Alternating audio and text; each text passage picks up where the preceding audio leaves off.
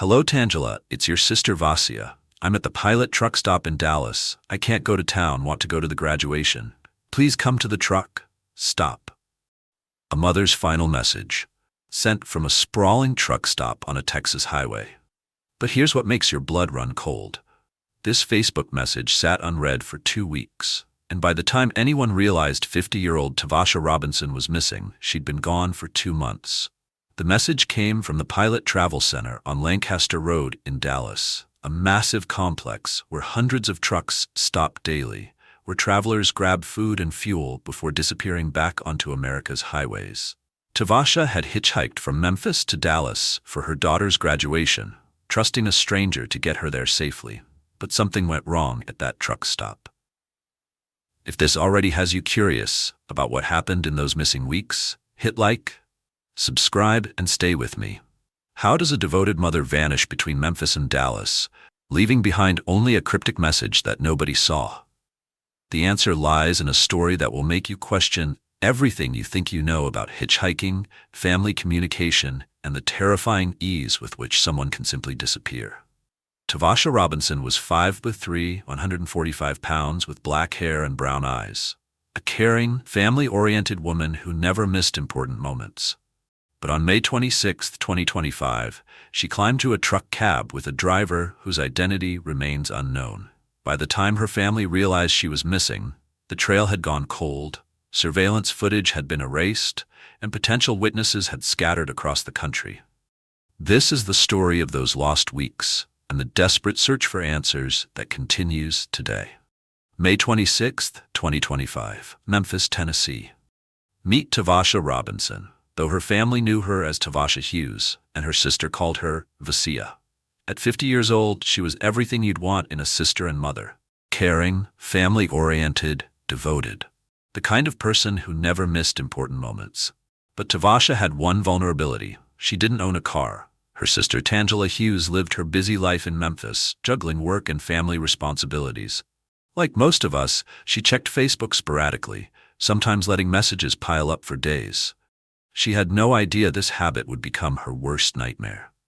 That same day in Dallas, Texas, Tavasha's daughter was preparing for her graduation, a milestone moment every mother dreams of witnessing. The cap and gown were ready. The ceremony was planned. All that was missing was the one person who mattered most. But there was someone else in this story, an unnamed truck driver who would offer Tavasha a ride from Memphis to Dallas, a stranger whose identity remains hidden to this day, but who may have been the last person to see Tavasha Robinson alive. The truck driver operated in the informal transportation network that millions of Americans rely on. Cash payments, no paperwork, no digital trail. For people without vehicles, these arrangements provide mobility across state lines. For investigators, they create a nightmare of untraceable movements and anonymous witnesses. None of them knew that May 26, 2025 would be the day everything changed forever. May 26, 2025, 8 a.m., Memphis, Tennessee. The plan was simple. Tavasha needed to get from Memphis to Dallas for her daughter's graduation. Without a car, she'd arranged what millions of Americans do every day, a ride with a truck driver. It's informal, often unregulated, but it gets people where they need to go. The journey should have taken about 7 hours. Memphis to Dallas, Highway 40 to 30, then south on I-35. Tavasha climbed into that cab sometime that morning, trusting a stranger to get her to one of the most important days in her daughter's life. Here's where the timeline becomes crucial. Somewhere around what should have been her arrival time in Dallas, Tavasha's phone lit up with a Facebook message. She was typing to her sister Tangela, and these would be the last words anyone would ever receive from her. Hello, Tangela. It's your sister Vasia. I'm at the pilot truck stop in Dallas. I can't go to town, want to go to the graduation. Please come to the truck stop. The location was specific, the Pilot Travel Center at 8787 South Lancaster Road in Dallas. A sprawling complex off I-20, exit 470, where hundreds of trucks stop every day. Restaurants, showers, fuel pumps, and a constant stream of anonymous faces. But notice something in that message. I can't go to town, want to go to the graduation. Please come to the truck stop. The grammar is off. The spacing is wrong. There's an urgency that doesn't quite make sense. Why couldn't she go to town? Why was she asking her sister to come to a truck stop instead of just going to the graduation? The message raises immediate questions. Tavasha had made this journey specifically to attend her daughter's graduation ceremony. She'd arranged transportation, left Memphis early enough to arrive on time, and successfully completed the 300-mile trip to Dallas. So why was she suddenly unable to complete the final 20 minutes to reach the graduation venue? According to what we know, the truck driver claimed he dropped Tavasha off at this very location and never saw her again. But in a place where thousands of people pass through daily, where surveillance footage gets overwritten every few weeks, and where anonymity is the norm, how do you track one missing woman? The Pilot Travel Center represents everything that makes missing persons investigations challenging in modern America. It's a hub designed for transients. Drivers stop, fuel up, grab food, use facilities, and disappear back onto the interstate system. Credit card transactions are common, but so are cash payments. Security cameras record constantly, but storage limitations mean footage gets deleted regularly. Tavasha Robinson had reached her destination city. She was minutes away from her daughter's graduation, but something at that truck stop changed everything. June 9, 2025, 2 weeks later. This is where the case takes its first devastating turn. Tangela Hughes, living her normal life, finally opens Facebook and discovers her sister's message. 2 weeks. 14 crucial days when the trail was getting colder by the hour. Consider that moment. You're casually checking messages, maybe during a lunch break, when you realize your sister was asking for help 2 weeks ago. Your sister who never misses family events. Your sister who was supposed to be at her daughter's graduation. The first clue seemed promising. The Facebook message provided an exact location. Investigators could narrow down their search to this specific truck stop on Lancaster Road. But here's the cruel reality of modern truck stops. They're designed for transients. Hundreds of drivers stop daily. Surveillance footage typically gets overwritten every 30 days. After 2 weeks, potential witnesses were scattered across the country. After 2 months, the digital evidence was gone. The second clue was the truck driver himself, someone who claimed he dropped Tavasha off and never saw her again. But here's what makes investigators lose sleep. His identity was never publicly disclosed. No name, no background check made public, no corroborated timeline. Think about that. The last person to definitively see Tavasha Robinson alive remains a mystery to the public.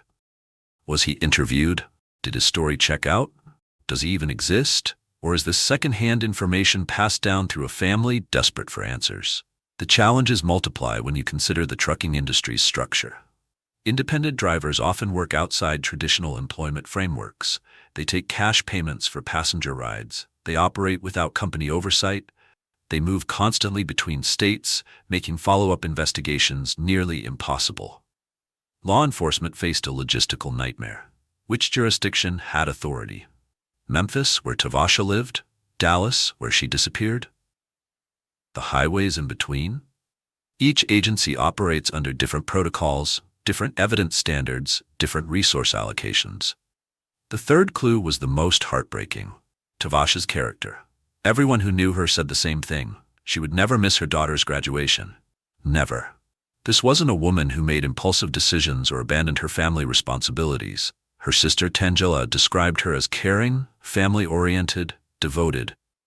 The type of person who called ahead, who confirmed plans, who showed up when she said she would. The graduation wasn't just another event. It was a milestone she'd been planning to attend for months. But character analysis doesn't help when you're looking for a missing person in a city of 1.3 million people. It just makes the disappearance more terrifying.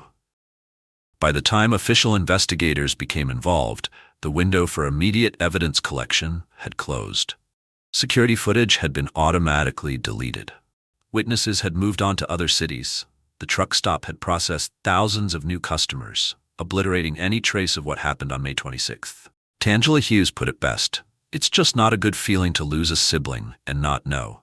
It is very difficult. I'm just asking people to please, if you ever see my sister, to please contact somebody. Listen to those words again. And not know. That's the unique torture of missing persons cases. It's called ambiguous loss. grief without closure. You can't mourn because you don't know if there's anything to mourn. You can't move forward because there's always hope. You're trapped in an endless cycle of what if. For Tangela, every Facebook notification might be her sister. Every phone ring could be the call that changes everything. She lives in a world where Tavasha might walk through the door tomorrow, or where she might never walk through any door again. The daughter who was graduating, consider her ceremony, looking out into the audience for the one face that should have been there. The mother who would never miss this moment.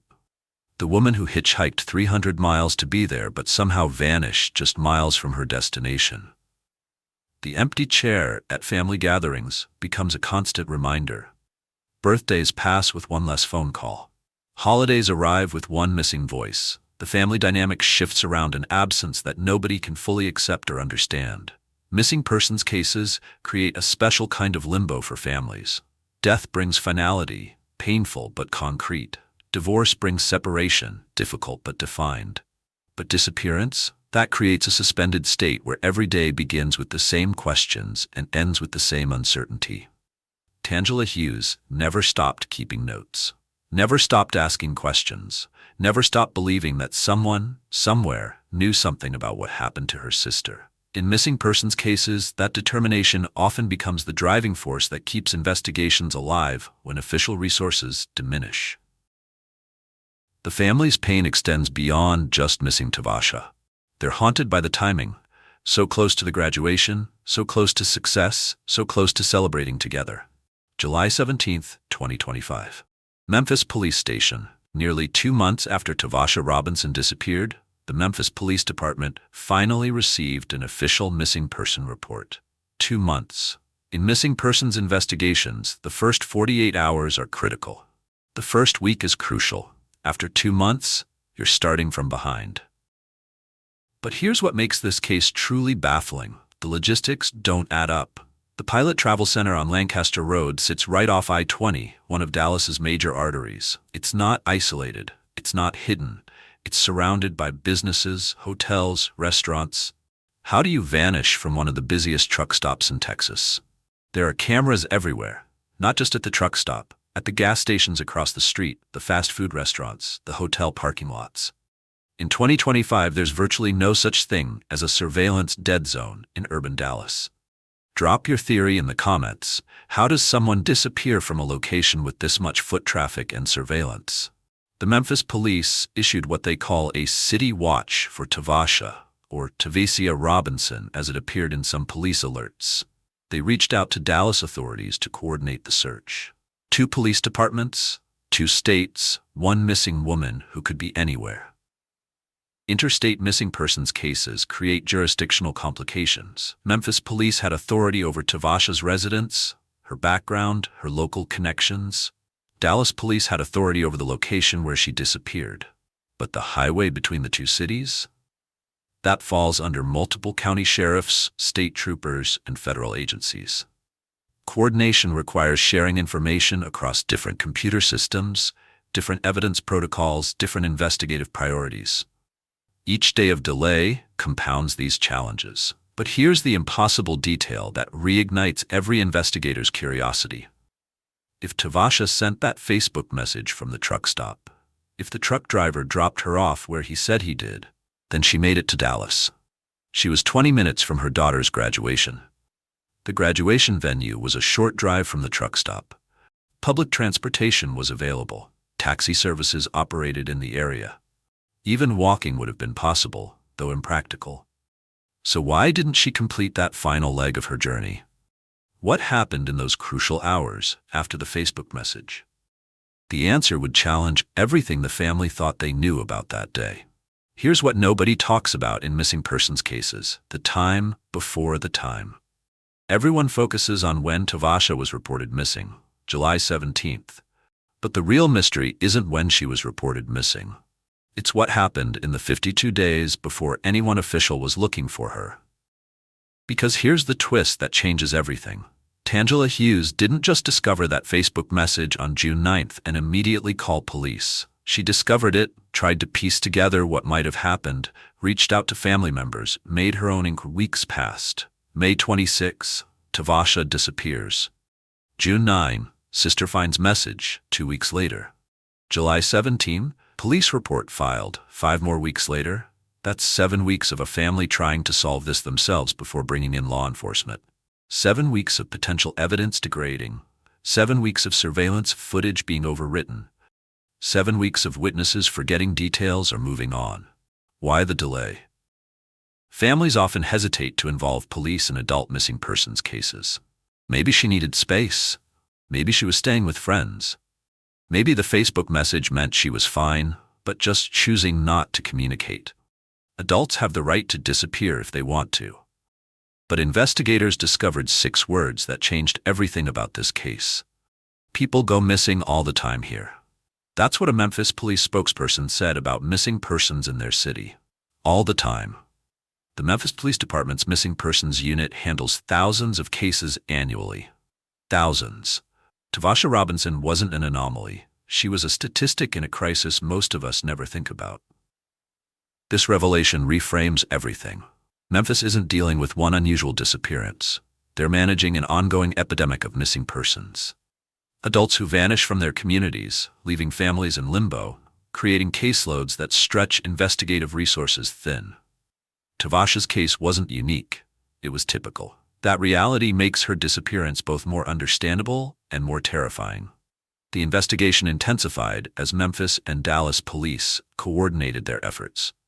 But every lead seemed to dead end at the same place. That massive truck stop on Lancaster Road where hundreds of people pass through every day.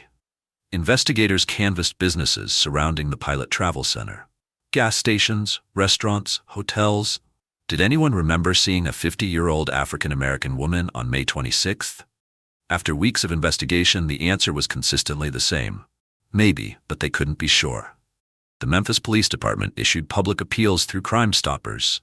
901-528-CASH. Anyone with information about Tavasha Robinson's whereabouts, any sightings, any details about that day at the truck stop. Detective Rodriguez coordinated with Dallas authorities to establish a comprehensive search protocol. They divided the investigation into concentric circles radiating out from the truck stop. The immediate area received the most intensive scrutiny. Every business, every parking lot, every potential witness location within a half-mile radius. The first circle included the truck stop itself, the adjacent gas stations, and the fast food restaurants where travelers frequently stop.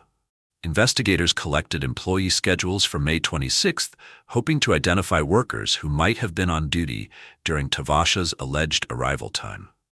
The second circle expanded to include nearby hotels, auto repair shops, and retail establishments, places where someone might seek help, make phone calls, or attempt to arrange alternative transportation.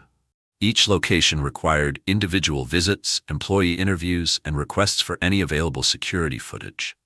The third circle encompassed the broader Lancaster Road corridor, including bus stops, taxi stands, and public transportation hubs. If Tavasha had left the truck stop voluntarily, these would be logical destinations for someone trying to reach her daughter's graduation ceremony. But the investigation faced immediate obstacles.